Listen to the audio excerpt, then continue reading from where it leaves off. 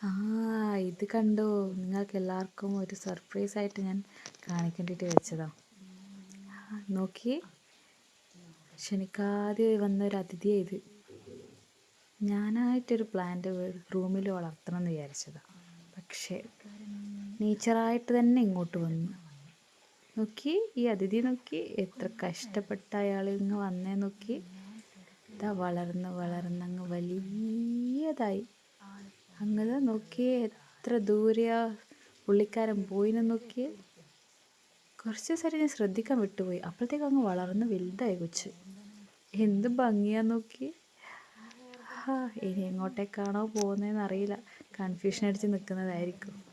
എന്തായാലും പുള്ളിക്കാരൻ ഹാപ്പി, ഞാനും ഹാപ്പി. അങ്ങ് വളരട്ടെ. നേച്ചറിനെ ഞങ്ങൾ ഫ്രീ ആയിട്ട് അങ്ങ് വിടുക. നമുക്ക് നോക്കാമല്ലോ എവിടം വരെ പോകുമെന്ന്.